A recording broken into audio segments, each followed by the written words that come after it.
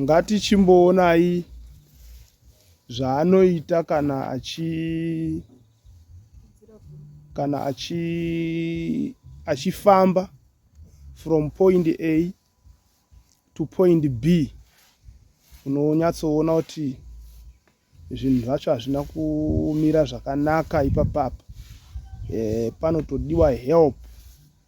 Ipo paya ndo panotaurwa nesoko raMwari kuti rwakaropafadzwa ruoko runopa uye vakakomborerwa zvikuru avo vanopa. Soko raMwari rodarozve kuna Luke chapter 6:38 kuti ipai nemi muchapiwawo. Ndiani akafanira kurumbidzwa kana siri Jesu weNazareta? Angapiwa mbiri mumwe ndiani? Ndatsvaka ndakushayiwa. Amen, amen.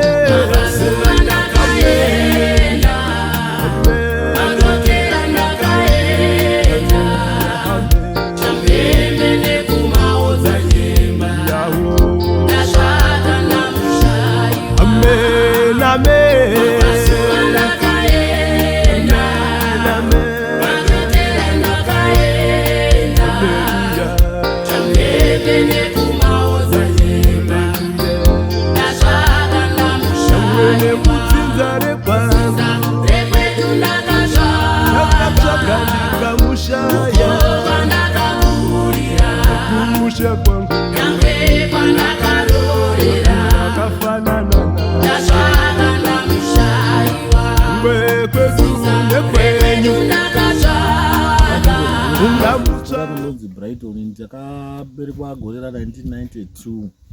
Ndine dambudziko remakumbo randinaro, ndorarama neurema ndorarama nawo.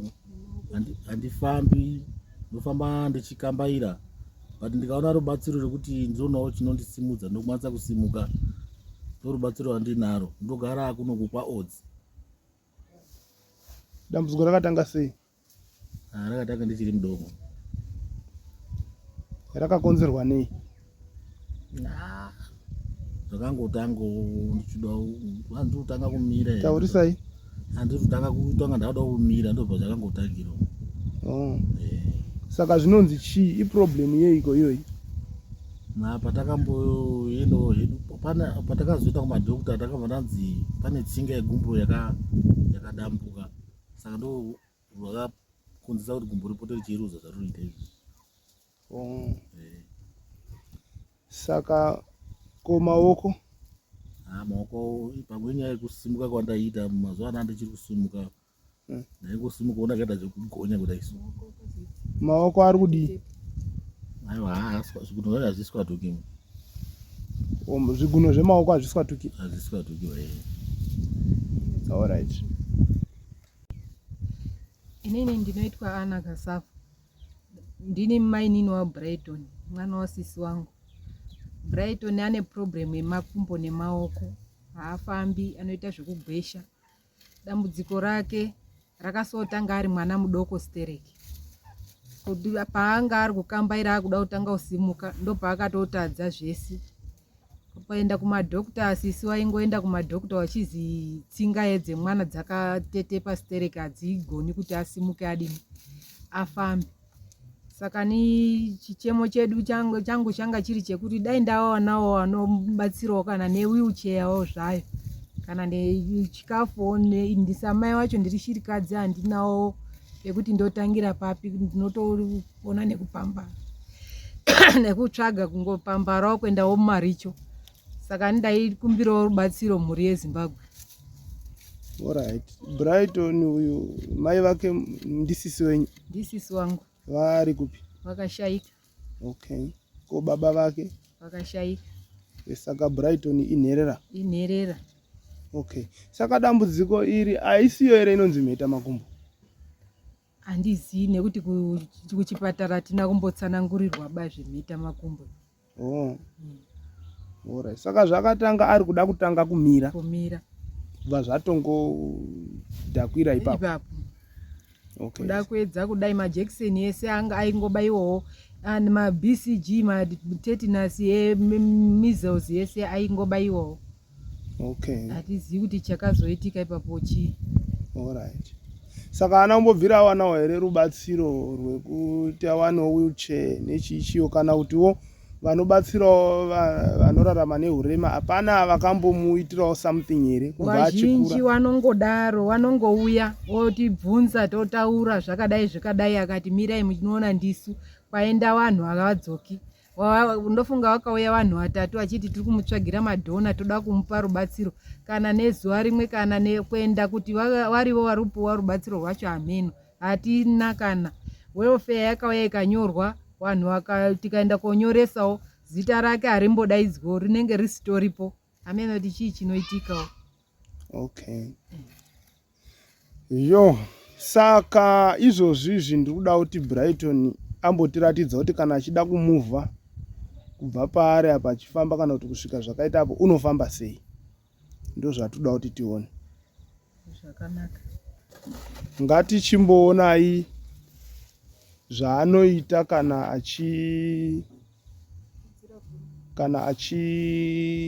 achifamba from point A to point B. Unonyatsoona kuti zvinhu zvacho hazvina kumira zvakanaka ipapapa. Panotodiwa help. Ipo paya ndo panotaurwa nesoko raMwari kuti rwakaropafadzwa ruoko runopa, uye vakakomborerwa zvikuru avo vanopa. Soko raMwari rodarozve kuna Luke chapter 6:38 kuti ipai nemi muchapiwawo. Kupa kwakangonakira kuti unenge wafadza Mwari, wabhengera kune bhengi rakatendeka rakasiyana nemabhengi epanyika pano ane zvipfukuto zvinopfukuta nembavha dzinopaza dzichiba. Saka pakadai, kutaura chokwadi, panodiwa rubatsiro. Munogona kutena henyu koma Brighton mudzoke pamanga makagara tione kuti zvinenge zvichifamba 1-1. Yo, dambudziko. Hamuchagoni kudzoka? Uyai mumubatsira atene.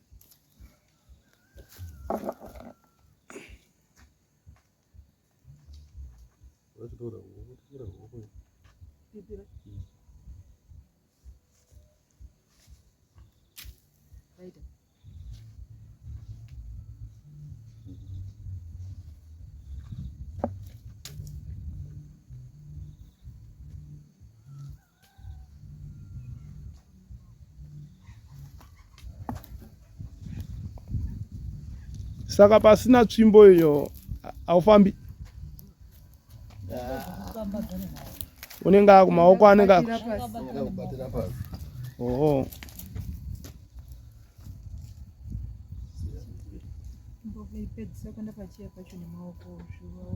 Ndinofunga kuti mazvionera mhuri yeZimbabwe, imitai muchiuyanyi kusvika magara pamamakagara. Ndofunga kuti mazviona uye muri kuzvionera mhuri yeZimbabwe kuti mukomana uyu ane dambudziko kubva ari mudiki kusvika iye zvino. So auya kwatiri sezviya zvinotaurwa kuti mbudzi kuti kuzvarira paruzhinji hunzi itandirwe mbwa. Ndo nyaya iri kuchema nayo mukoma Brighton, vari kuti dai zvaibvira mandibatsirawo newheelchair.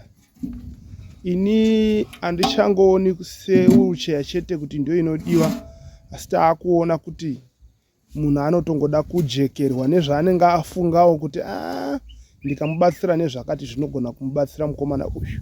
Tisingagumiri pawheelchair chete, rubatsiro haruna kushata, ende harunzi mazounzirei chakati. Kana rungori rubatsiro runogamuchirwa.